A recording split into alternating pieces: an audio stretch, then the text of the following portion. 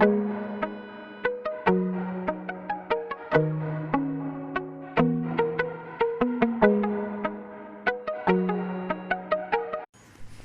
Morning friends, આપણે મોનેરા સૃષ્ટિ જોઈ ગયા, તેના પછી પ્રોટિસ્ટા સૃષ્ટિ જોઈ ગયા અને ત્રીજી હવે છે ફૂગ સૃષ્ટિ. મિત્રો, આપણે પહેલી વસ્તુ કહીએ કે ફૂગ એની પોષણ પદ્ધતિ કેવી છે, તો વિષમપોષી પોષણ પદ્ધતિ ફૂગ ધરાવે છે. વિષમપોષી એટલે શું? બે પ્રકારની પોષણ પદ્ધતિ ધરાવે છે, એક મૃતોપજીવી પોષણ પદ્ધતિ અને બીજી છે વિષમપોષી પોષણ પદ્ધતિ. મૃત સળતા કાર્બનિક દ્રવ્યો ઉપર આધાર રાખતું હોય તો તેને મૃતોપજીવી પોષણ પદ્ધતિ કહીશું, અને અન્ય પ્રાણીઓ કે વનસ્પતિઓના દેહો ઉપર આધાર રાખતું હોય તો તેને વિષમપોષી પોષણ પદ્ધતિ તરીકે ઓળખવામાં આવે છે. ફૂગના અભ્યાસને આપણે શું કહીશું? માઇકોલોજી. માઇસેલિયમ એટલે ફૂગ અને એનો અભ્યાસ કરવો એટલે એને માઇકોલોજી તરીકે ઓળખવામાં આવે છે. અને તેની બાહ્યાકાર રચના અને નૈસર્ગિક નિવાસસ્થાનો જુદા જુદા પ્રકારના જોવા મળે છે. દાખલા તરીકે ફૂગ ક્યાં ક્યાં જોવા મળે છે? તો આપણે જોઈએ છે કે જ્યારે આપણને બ્રેડ જોઈએ તો બ્રેડની ઉપર સફેદ તાતણા જેવી રચના જોવા મળે છે. તે કઈ છે? તો બ્રેડ મોલ્ડ તરીકે ઓળખવામાં આવે છે. મોલ્ડ ઇઝ ઇક્વલ ટુ ફૂગ. નારંગીની ઉપર સડો જોવા મળતો હોય છે તો એ પણ એક જાતની ફૂગ જ જોવા મળે છે. ખાવાની અંદર આપણે મશરૂમ અથવા તો બિલાડીનો ટોપ, ઇંગ્લિશમાં એને એગેરિક્સ તરીકે ઓળખશું, તો તે પણ એક જાતની ફૂગ જ છે. રાઈના પર્ણો પર થતા જોવા મળતા સફેદ ટપકા એ પણ એક જાતની ફૂગ છે. અને બ્રેડ, જવનો દારૂ બનાવવા માટે વપરાતી યીસ્ટ, તો યીસ્ટ એ શું છે? ફૂગનું એક ઉદાહરણ છે. આમ જુદી જુદી રીતે ફૂગ જોવા મળે છે. મોસ્ટ ઇમ્પોર્ટન્ટ વાત કે ઘઉંની અંદર ગેરુ નામનો રોગ થાય છે. એ રોગ થવા માટે જવાબદાર ફૂગ કઈ છે? પક્ષીનિયા ફૂગના કારણે ઘઉંમાં ગેરુ રોગ થતો હોય છે. 1 માર્ક્સનો ક્વેશ્ચન યાદ રાખીશું આપણે.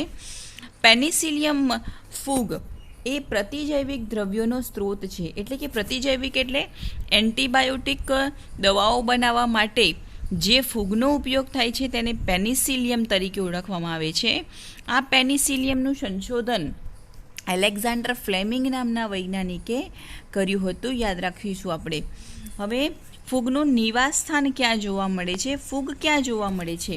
તો ફૂગ મોટાભાગે બધી જ જગ્યાએ હોય છે કે જ્યાં ભેજવાળી અને હૂંફવાળી જગ્યા હોય ત્યાં આપણને ફૂગ જોવા મળે છે. ફૂગના દેહને આપણે કવક ઝાડ કે કવક તંતુ તરીકે ઓળખવામાં આવે છે. ફૂગનો દેહ કેવો હોય છે? તો તંતુમય જોવા મળે છે. એની દેહ રચનામાં તંતુ એટલે તાતણા સ્વરૂપનો જોવા મળે છે. આ પ્રમાણે તાતણાઓ બનાવતો હોય, પરંતુ કેટલીક ફૂગ કેવી હોય છે? એકકોષી. દાખલા તરીકે યીસ્ટ નામની ફૂગ આ પ્રમાણેની જોવા મળે છે. એકકોષી અને કલિકા સર્જન દર્શાવતી જોવા મળે છે. ફૂગની દેહની અંદર જે લાંબા પાતળા તંતુઓ જેવી રચનાઓ ધરાવે છે જેને આપણે કવક તંતુ, હાઇફી અથવા તો કવક સૂત્ર તરીકે ઓળખવામાં આવે છે. અને આવા કવક તંતુઓ ઘણા બધા ભેગા થાય અને બનતી રચના એને આપણે શું કહીશું? કવક ઝાડ તરીકે ઓળખવામાં આવે છે. કેટલાક કવક સૂત્રો એ કેવા હોય છે? મોટાભાગે બહુકોષ કેન્દ્રી જોવા મળે છે. કેટલાક એકકોષ કેન્દ્રી હોય છે તો કેટલાક બહુકોષ કેન્દ્રી હોય છે.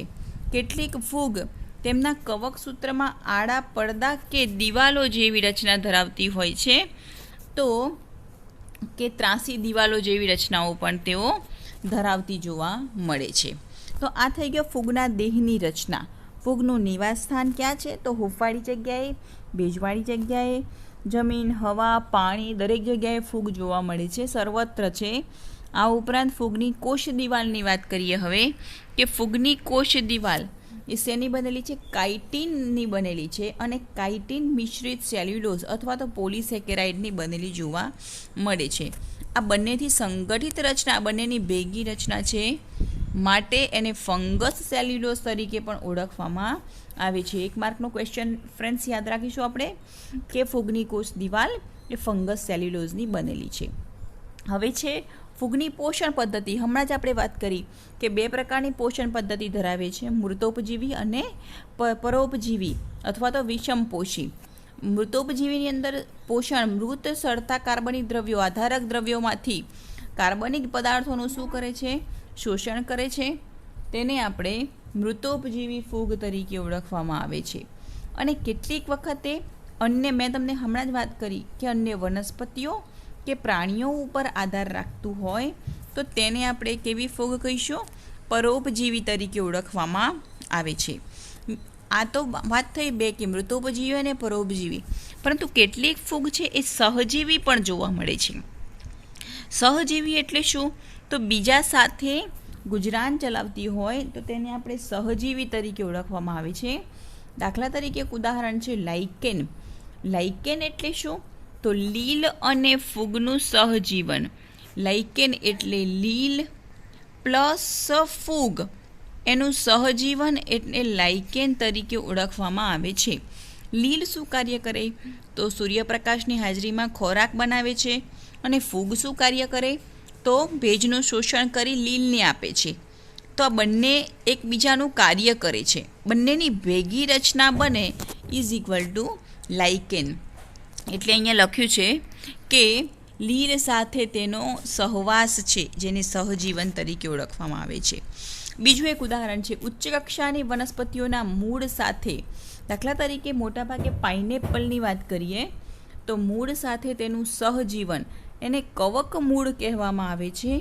ફૂગ અને મૂળનું સહજીવન એને આપણે કવક મૂળ તરીકે ઓળખવામાં આવે છે. કવક ઝાડ એટલે ફૂગ અને મૂળ સાથે તે જોડાયેલું હોય છે તો તેને કવક મૂળ અથવા માઇકોરાઇઝા તરીકે ઓળખવામાં આવે છે. માઇસેલિયમ એટલે ફૂગ અને રાઇઝોઇડ એટલે મૂળ તરીકે ઓળખવામાં આવે છે. તો આ થઈ ગયું એની પોષણ પદ્ધતિ. 3 પ્રકારની પોષણ પદ્ધતિ છે ફ્રેન્ડ્સ, યાદ રાખીશું: મૃતોપજીવી, પરોપજીવી અને સહજીવી. હવે ફૂગની અંદર ખોરાકનો સંગ્રહ કયા સ્વરૂપે થાય છે? એવો બી પ્રશ્ન પૂછાય કે તમે જો કોઈ ફૂગનો ખોરાક તરીકે ઉપયોગ કરો છો તો તમને શું પ્રાપ્ત થાય છે? તો તેની અંદર ખોરાકના સંગ્રહ સ્વરૂપે શું આવેલું હોય છે? તો ખોરાકનો સંગ્રહ એ ગ્લાયકોઝન અને મેદ બિંદુઓ સ્વરૂપે ખોરાકનો સંગ્રહ કરે છે. મીન્સ એ ફૂગ ખાવાથી આપણને ગ્લાયકોઝન મળે છે અને મેદ બિંદુ એટલે કે ચરબી પ્રાપ્ત થતી જોવા મળે છે. તો આ થઈ ગયું ફૂગની અંદર ખોરાકનો સંગ્રહ. હવે છે ફૂગનું અંદર પ્રજનન કેવી રીતે થાય છે? તો ફૂગની અંદર પ્રજનન મુખ્યત્વે 3 પ્રકારે પ્રજનન થાય છે. એક છે અલિંગી પ્રજનન, બીજું છે લિંગી પ્રજનન અને ત્રીજું છે વાનસ્પતિક પ્રજનન. 3 પ્રકારે તે પ્રજનન કરે છે. પહેલી વાત કરીએ કે વાનસ્પતિક પ્રજનનની પ્રક્રિયા. તો ફૂગની અંદર વાનસ્પતિક પ્રજનન એ કોના દ્વારા થાય છે? તો એક અવખંડનની પદ્ધતિ દ્વારા, એક ભાજનની પદ્ધતિ દ્વારા અને એક કલિકા સર્જનની પદ્ધતિ દ્વારા વાનસ્પતિક પ્રજનન થાય છે. અવખંડન એટલે શું મિત્રો? તો એક ખંડ મીન્સ દાખલા તરીકે ફૂગનો એક ટુકડો હોય તો એના 4 ટુકડાની અંદર વિભાજિત પામ્યા છે તો 4 ટુકડાઓ નવો દેહ બનાવે છે અને સંપૂર્ણ જીવ બનાવવાની ક્ષમતા ધરાવે તેને અવખંડન કહીશું. ભાજન કોને કહીશું? તો એકમાંથી 2 વિભાજન પામવું એને ભાજન તરીકે ઓળખવામાં આવે છે. અને કલિકા સર્જન એટલે શું? તો એકમાંથી બીજી કલિકા, યીસ્ટની અંદર આપણે જોઈ ગયા હતા હમણાં જ કે એકમાંથી બીજી કલિકાનું નિર્માણ થવું એને કલિકા સર્જન કહીશું. એક કોષમાંથી બીજો કોષ નિર્માણ પામવો એને મીન્સ 2 ભાગમાં વિભાજિત થવું કોષ કેન્દ્રનું એને ભાજન. અને અવખંડન એટલે એક જ આખા શરીરના જેટલા પણ ટુકડા થયા છે દરેક ટુકડો પોતાનો સ્વતંત્ર દેહ બનાવે છે. તો આ પ્રમાણે વાનસ્પતિક પ્રજનન થાય. અલિંગી પ્રજનન કયા સ્વરૂપે થાય છે? તો કણી બીજાણુ કે ચલ બીજાણુ દ્વારા અલિંગી પ્રજનન થાય છે. કોનિડિયોફોર અને ઝૂસ્પોર દ્વારા અલિંગી પ્રજનન થતું જોવા મળે છે. દાખલા તરીકે કેટલીક વખતે કોનિડિયોસ્પોર કણી બીજાણુઓ ધરાવતી ફૂગ જોવા મળે છે. યુલોથ્રિક્સ છે અને બીજી કેટલીક એવી ફૂગ છે કે જેથી કણી બીજાણુઓ એની અંદર જોવા મળે છે. પેનિસિલિયમ છે, એસ્પરજિલસ નાઇઝર છે, તો એની અંદર બીજાણુઓ ધરાવતી જોવા મળે છે. અને લિંગી પ્રજનન એ અંડ બીજાણુઓ, ધાની બીજાણુઓ કે પ્રકણી બીજાણુઓ દ્વારા લિંગી પ્રજનન થતું જોવા મળે છે. બરાબર. તો આમ 3 પ્રકારે પ્રજનન થતું જોવા મળે છે. આ એક માર્કના પ્રશ્નો યાદ રાખીશું કે લિંગી પ્રજનન કયા સ્વરૂપે થાય છે, લિંગી પ્રજનન કયા સ્વરૂપે થાય છે અને વાનસ્પતિક પ્રજનન કયા સ્વરૂપે થતું જોવા મળે છે. હવે લિંગી પ્રજનન થાય તો લિંગી પ્રજનનથી ઉત્પન્ન શું થાય છે? તો ફળકાય બને છે. બે જન્યુઓનું જોડાણ થવાથી બનતી રચના એને ફળકાય કહીશું. અહીંયા શું થશે? તો બે બીજાણુઓ જોડાશે અને વિવિધ પ્રકારના બીજાણુઓ ઉત્પન્ન થાય છે. તો આ પ્રમાણે લિંગી પ્રજનન થતું જોવા મળે છે. હવે લિંગી પ્રજનન થાય છે તો લિંગી પ્રજનનની અંદર 3 તબક્કાઓની અંદર વિભાજિત થતું જોવા મળે છે. લિંગી પ્રજનનના 3 તબક્કાઓ, એની અંદર પહેલો તબક્કો છે જીવરસ સંયુગ્મન. હવે આપણે અહીંયા એક આકૃતિ દોરીએ એટલે તમને ખ્યાલ આવશે કે જીવરસ સંયુગ્મન એટલે શું. અહીંયા હું સમજાવું તમને કે દાખલા તરીકે આ કોષ છે, કોષ કેન્દ્ર છે. તો એક કોષ બીજા કોષ સાથે જોડાય છે, બરાબર. તો બંનેના વચ્ચે આવેલું અહીંયા જીવરસ આવેલો છે, આ જગ્યાએ બધે જીવરસ છે. તો આ જીવરસનું સંયુગ્મન થવું, બે ચલિત કે અચલિત જન્યુઓ વચ્ચે જીવરસનું જોડાણ થવાની ક્રિયાને શું કહીશું? જીવરસ સંયુગ્મન. આ કાં તો ચલિત પણ હોઈ શકે અથવા તો અચલિત પણ હોઈ શકે. તો એને આપણે જીવરસ સંયુગ્મન તરીકે ઓળખવામાં આવે. પછી કોષ કેન્દ્ર સંયુગ્મન, આ બે કોષ કેન્દ્રો જોડાવાની પ્રક્રિયાને કોષ કેન્દ્ર સંયુગ્મન કહીશું. અને અર્ધીકરણ, તો આ બંને જીવો બે જોડાઈ ગયા એટલે એક આખો મોટો કોષ બન્યો, 2n બન્યો. તો આ ફલિતાંડનું વિભાજન થાય અને અર્ધીકરણથી શું થાય છે? એકકીય જન્યુઓનું નિર્માણ થાય. 2n હોય એમાંથી nn એટલે એકકીય જન્યુઓનું નિર્માણ થાય, એકકીય બીજાણુઓનું નિર્માણ થાય. તો તેને આપણે અર્ધીકરણ તરીકે ઓળખવામાં આવે છે. તો આમ 3 તબક્કાઓની અંદર વિભાજિત થતી પ્રક્રિયા છે. લિંગી પ્રજનનના 3 તબક્કાઓ છે.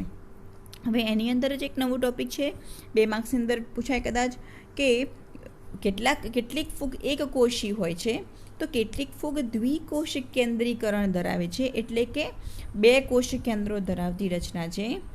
જ્યારે ફૂગમાં લિંગી પ્રજનન થાય છે ત્યારે પરસ્પર શું કરે છે? તો સમાગમ કરે છે. અહીંયા બતાવ્યું આપણે. તો તેવા હરીફ 2 પ્રકારના એકકીય કવકસૂત્ર એકબીજાની પાસે આવીને જોડાઈ જાય છે. આ એક કવકસૂત્ર હોય, બીજું કવકસૂત્ર છે, બંને એકબીજાની પાસે આવીને જોડાઈ જતી રચના છે. અહીંયાથી જોડાઈ જતી રચના છે. તો આ પ્રમાણે 2 કોષ કેન્દ્રીય સ્થિતિનું નિર્માણ થતું જોવા મળે છે. દાખલા તરીકે આપણે કેટલીક ફૂગ છે એમાં 2 એકકીય કોષોનું જોડાણ થવાથી તે તરત જ શું બની જાય છે? 2n પરિણમે છે. તેમ છતાં એક ઉદાહરણ છે આસ્કોમાઇસેટિસ અને બેસિડિયોમાઇસેટિસ. આપણે હવે આગળ ફૂગનું ભણશું એ વખતે એની અંદર આ રચના આવશે, એ આપણે જોઈશું કે એની અંદર મધ્યવર્તી દ્વિકોષ કેન્દ્રી સ્થિતિ, એટલે કે મધ્યની અંદર 2 કોષ કેન્દ્રો n અને n એમ દરેક કોષમાં 2 કોષ કેન્દ્રો જોવા મળે છે. જ્યાં 2 કોષ કેન્દ્રો જોવા મળે છે તેને આપણે દ્વિકોષ કેન્દ્રીકરણ તરીકે ઓળખવામાં આવે છે અને એ તબક્કાને આપણે દ્વિકોષ કેન્દ્રી તબક્કો તરીકે ઓળખવામાં આવે છે. પછી પિતૃકોષ કેન્દ્રો જોડાય અને કોષ દ્વિકીય બને અને ફૂગ કેવું બનાવે છે? મોટાભાગે ફળકાયો બનાવે છે. ફળકાય હંમેશા આપણે હાલ જ વાત કરી કે અર્ધીકરણ વિભાજનથી એકકીય બીજાણુઓનું નિર્માણ કરે છે. આ 1 માર્ક્સનો ક્વેશ્ચન યાદ રાખીશું. આ 1 માર્ક્સનો ક્વેશ્ચન એની અંદર પૂછાતો જોવા મળે છે. તો આ થઈ ગયા માત્ર ફૂગના સામાન્ય લક્ષણો, જેમાં આપણે જોઈ ગયા કે ફૂગની રચના, ફૂગની અંદર પોષણ પદ્ધતિ, ફૂગની કોષ દિવાલ, ફૂગની દેહ રચના અને ફૂગની અંદર પ્રજનન, પોષણ અને દ્વિકોષ કેન્દ્રીય સ્થિતિની રચના આપણે જોઈ ગયા. હવે નેક્સ્ટ આપણે જોઈશું કે ફૂગની અંદર કેટલા વર્ગોની અંદર વિભાજિત કર્યું છે એ મુદ્દો આપણે જોઈએ છીએ. હવે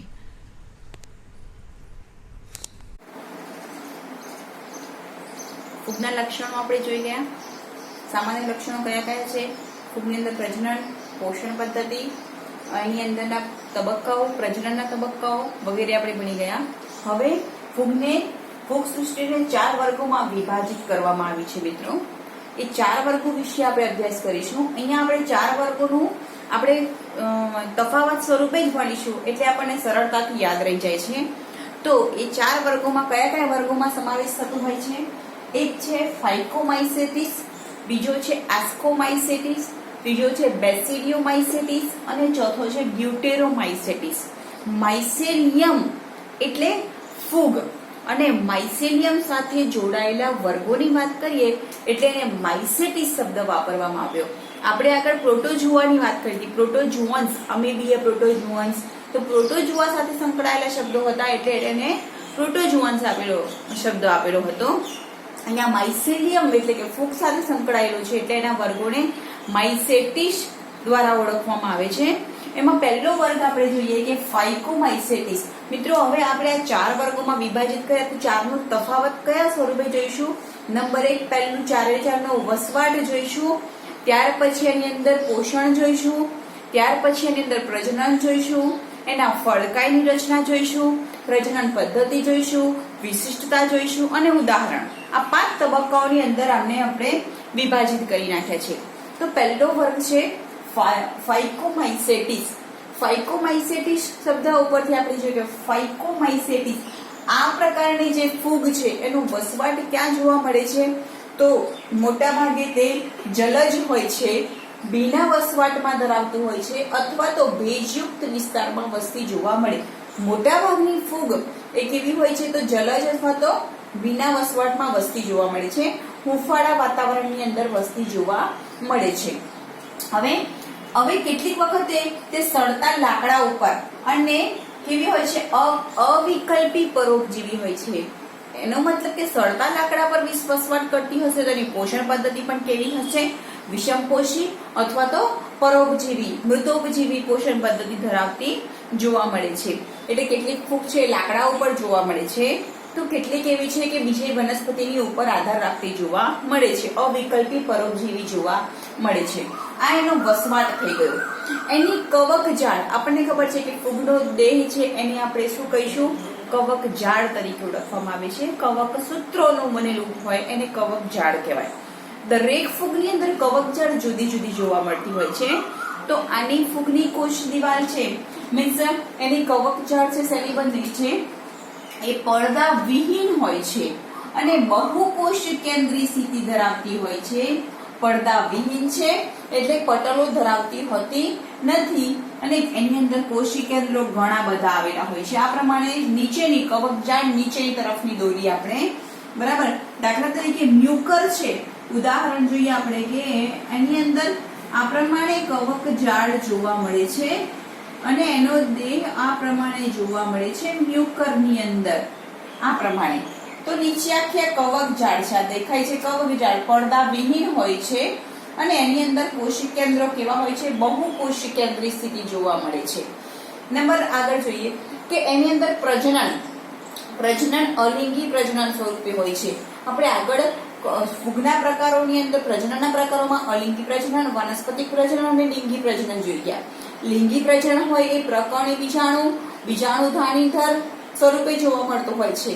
પછી અલિંગી પ્રજનન છે એ ચલ બીજાણુ અથવા તો કોનિડિયા તરીકે ઓળખવામાં આવે છે. તો એના દ્વારા અલિંગી પ્રજનન થતું હોય છે. વાનસ્પતિક પ્રજનન એ દ્વિભાજન, કલિકા સર્જન અને અવખંડન દ્વારા વાનસ્પતિક પ્રજનન, આમ 3 તબક્કાઓ આપણે આગળ જોઈ ગયા. તો અહીંયા અલિંગી પ્રજનન એ ચલ બીજાણુ અથવા તો અચલ બીજાણુથી થતું જોવા મળે છે. એની અંદર મોટા ભાગે જે ચલ બીજાણુઓ હોય છે અથવા તો અચલ બીજાણુઓ અચલ હોય છે. અચલ હોય એટલે ફરી શકતા હોતા નથી અને ચલ બીજાણુઓ એટલે એકબીજાથી દૂર ફેલાઈ શકતા હોય અને ચલ બીજાણુ તરીકે ઓળખવામાં આવે. તો એની અંદર અલિંગી પ્રજનન એ ચલ બીજાણુ અચલ બીજાણુ દ્વારા થતું હોય છે, પરંતુ એ જે બીજાણુઓ હોય છે કેવા છે, અંતરજાત. અંતરજાત એટલે આ આખી બીજાણુની ધાની છે તો એની અંદર બીજાણુ રહે છે, આમાંથી સ્ફોટન પામે એટલે અહીંયા બીજાણુઓ વસવાટ કરતા હોય તો તેને આપણે અચલ બીજાણુઓ તરીકે ઓળખવામાં આવે છે, પરંતુ કેવા છે તેઓ અંતરજાત, આની અંદર વસવાટ કરે છે. તો આ પ્રમાણે અચલ બીજાણુઓ જોવા મળે છે. બીજા એવા હોય છે કે એની અંદર હવે પ્રજનનનો પ્રકાર જોઈએ તો એની અંદર 2 જન્યુઓથી યુગ્મ બીજાણુઓનું નિર્માણ થતું હોય છે. જન્યુઓ કેવા જોવા મળે છે તો કેટલાક જન્યુઓ હોય છે તો સમજન્યુ હોય છે, કેટલાક વિષમજન્યુઓ હોય છે અને કેટલાક કેવા છે અંડજન્યુઓ જોવા મળે છે.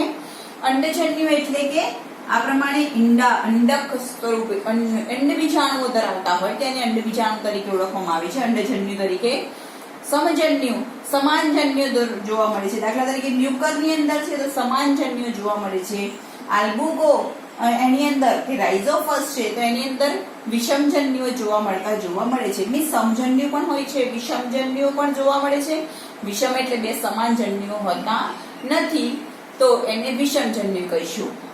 તો આ પ્રમાણે વિવિધ પ્રકારના જન્યુઓ ધરાવતા જોવા મળે છે. અને દાખલા તરીકે ઉદાહરણ આપણે જોઈએ તો મ્યુકર, આ એક મ્યુકરની આકૃતિ દોરી છે. રાઇઝોફસ, આલ્બુગો જે રાઈ ઉપર જોવા મળે છે. આલ્બુગો નામની ફૂગ છે એ રાઈના ઉપર જોવા મળે છે અને ટપકા સ્વરૂપનો એનો રોગ ઉત્પન્ન કરતી જોવા મળે છે.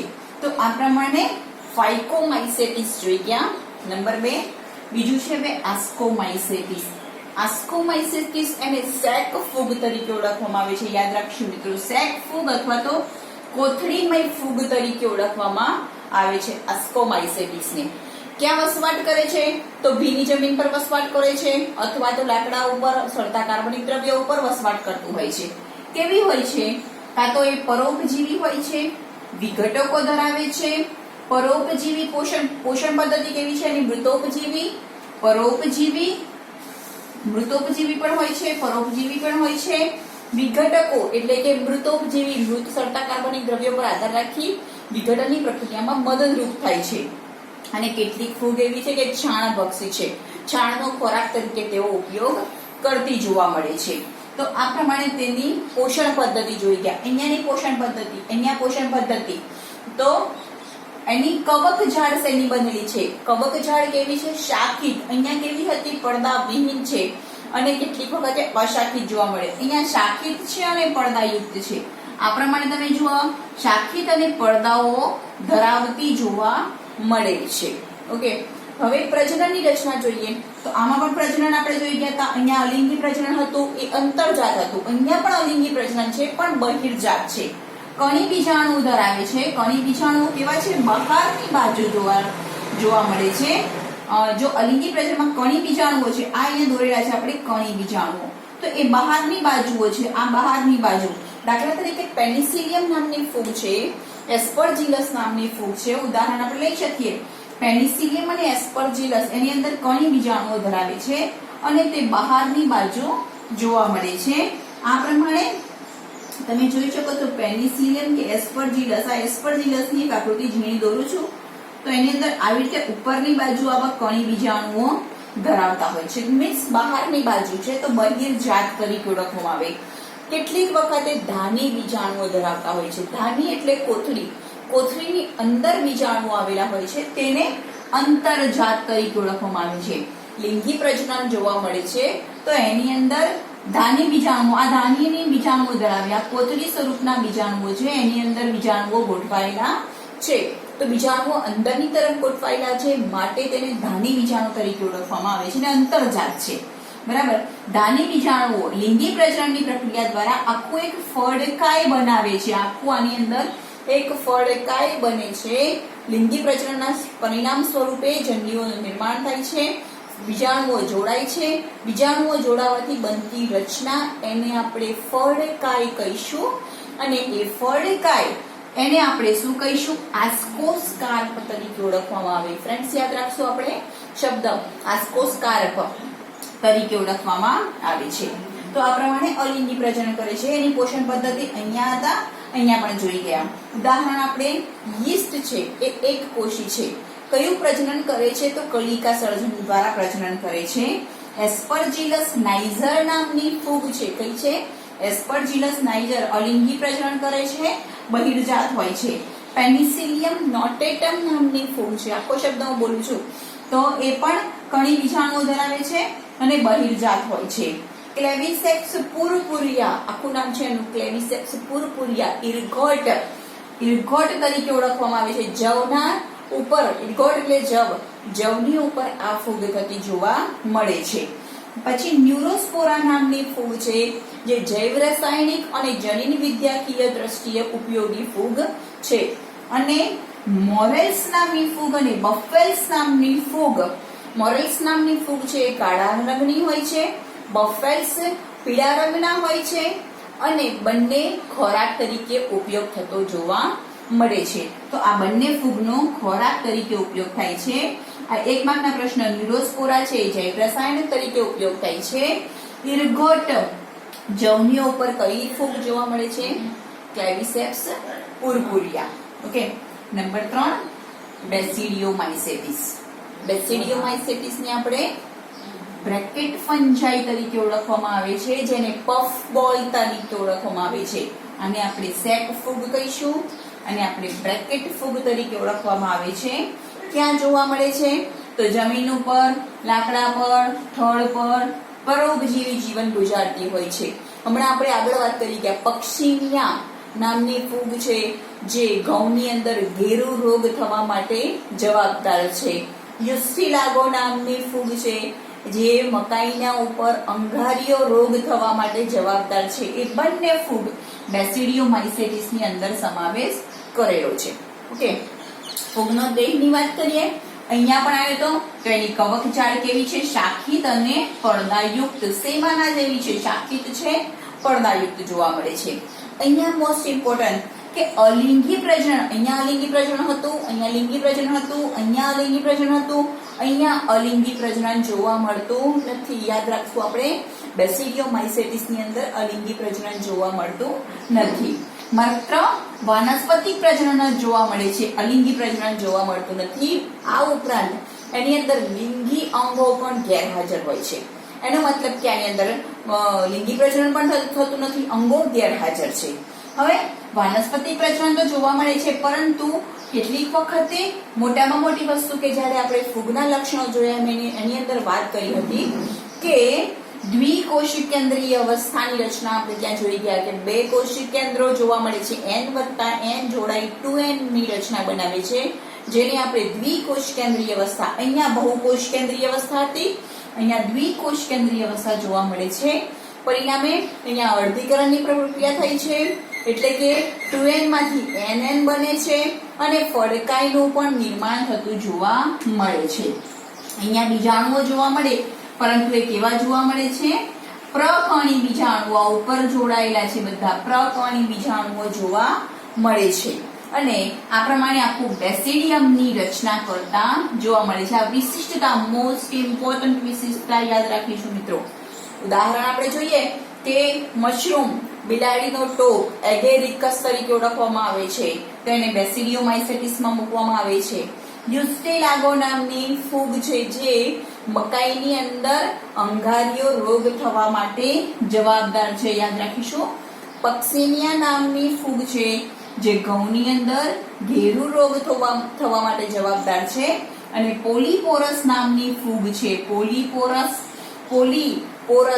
એટલે ઘણા બધા, પોરસ એટલે છિદ્રો, ઘણા બધા છિદ્રો ધરાવતી ફૂગ, એને આપણે પોલીપોરસ તરીકે ઓળખવામાં આવે. મિત્રો, પોલીપોરસ તમે જોયું તો મશરૂમ નાનું હોય, પોલીપોરસ ઘણું મોટું જોવા મળે. હાલ ચોમાસામાં તમે ઘણી જગ્યાએ પોલીપોરસ જોઈ શકો છો. મશરૂમની ફૂગ નાની, બિલાડીનો ટોપ તો તમે જોયો જ હશે, અને પોલીપોરસ એનાથી થોડું મોટું જોવા મળે છે. ઓકે. તો એને બ્રેકેટ ફૂગ તરીકે ઓળખવામાં આવે છે. બ્રેકેટ સ્વરૂપનો આકાર ધરાવે છે આ પ્રમાણેનો, તો એને બ્રેકેટ ફૂગ તરીકે ઓળખવામાં આવે છે. તો આ છે બેસિડિયોમાઇસેટિસ. અને છેલ્લી છે મિત્રો ડ્યુટેરોમાઇસેટિસ તરીકે ઓળખવામાં આવે છે, જેને આપણે અપૂર્ણ ફૂગ તરીકે ઓળખવામાં આવે છે. અપૂર્ણ ફૂગ એટલા માટે કહીશું કે એને છેલ્લે જે બચ્યું છે એને આપણે ડ્યુટેરોમાઇસેટિસમાં મૂકી દીધું છે, પરંતુ જ્યારે એના કોઈ લક્ષણો જોવા મળે તો એને બેસિડિયોમાઇસેટિસ કે એસ્કોમાઇસેટિસમાં મૂકી દેવામાં આવે છે. દાખલા તરીકે માત્ર અલિંગી તબક્કા જોવા મળે એની અંદર. અપૂર્ણ ફૂગ એટલા માટે કે માત્ર એની અંદર અલિંગિત તબક્કા જોવા મળે, લિંગી તબક્કો કે વાનસ્પતિક તબક્કો જોવા મળ્યો નહોતો, માટે તેને અપૂર્ણ ફૂગ તરીકે ઓળખવામાં આવતા હતા. કોઈ ફૂગની લિંગી અવસ્થા મળે, કદાચ કોઈ એવું બની જાય કે કોઈ ફૂગની લિંગી અવસ્થા મળે, તો તેને ક્યાં મૂકી દેતા હતા? આસ્કોમાઇસેટિસમાં કાં તો બેસિડિયોમાઇસેટિસમાં, કારણ કે અહીંયા લિંગી અવસ્થા જોવા મળતી નહોતી. પરંતુ મૂકી દેવામાં આવતી એવી કઈ ફૂગ છે? યીસ્ટ અને એસ્પરજીલસ. આપણે જોઈએ યીસ્ટ અને એસ્પરજીલસ ને આપણે એસ્કોમાઇસેટિસ ની અંદર મૂકી દીધી. કેમ? કારણ કે એની અંદર લિંગી અવસ્થા જોવા મળી.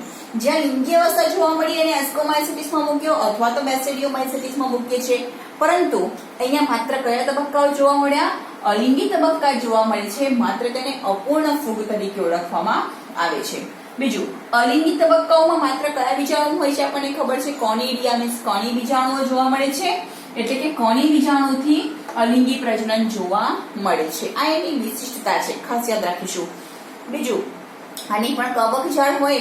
કવક જાળ તેની બનેલી છે. કવક જાળ પડદાયુક્ત છે અને સાકિત છે. શેમાના જેવું જ છે, પડદાયુક્ત છે અને સાકિત જોવા મળે છે. પોષણ પદ્ધતિ કઈ હોય?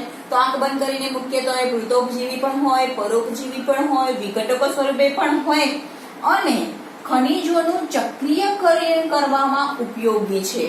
ખનિજોનું ચક્રીયકરણ કરવામાં ઉપયોગી છે એટલે કે એ ફૂગ દાખલા તરીકે સહજીવન ગુજારતી હોય અને તેમાંથી એક ખનિજ દ્રવ્યનું શોષણ કરી વનસ્પતિને આપે છે, પાછી મૃત પામે તો જમીનમાં જાય છે. તો આ પ્રમાણે ખનિજોનું શું થાય છે?